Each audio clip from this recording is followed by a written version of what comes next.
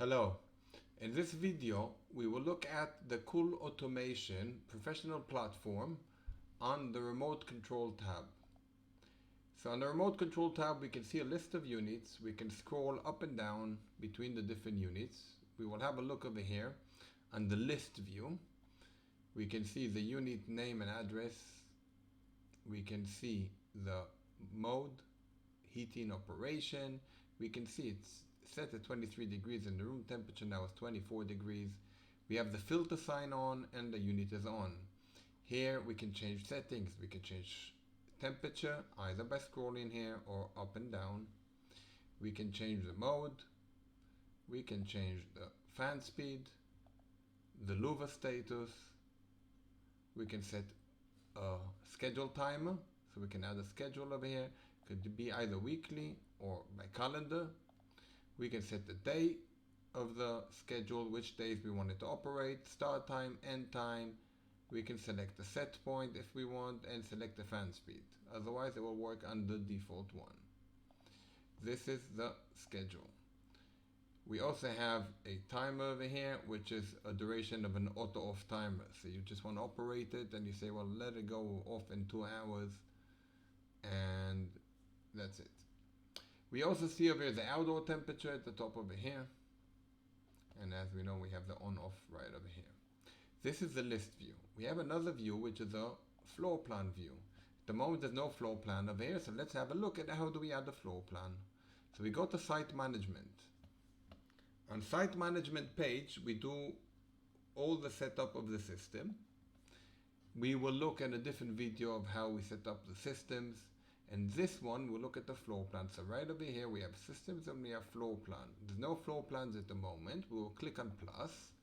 We will drag and drop the first floor plan, which will be for the ground floor unit. And we're gonna give it a name and save.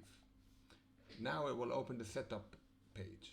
So we click on add, and here is the unit. We'll position one unit right over here. This is unit 103. On the top right, we'll open the list of units. We'll scroll down to ground floor 103, and here we have the unit over here. We'll add another unit over here, and this is unit 104.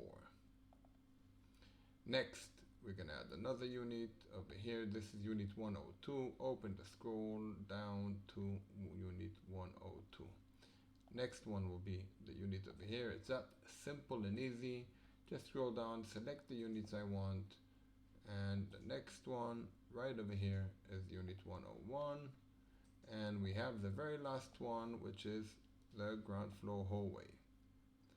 Now that we finished setting all of them up and selecting them, we can select this one to be the default plan. So every time we open, so we'll say here for the ground floor to be the default plan, as we're gonna add another 4 floors.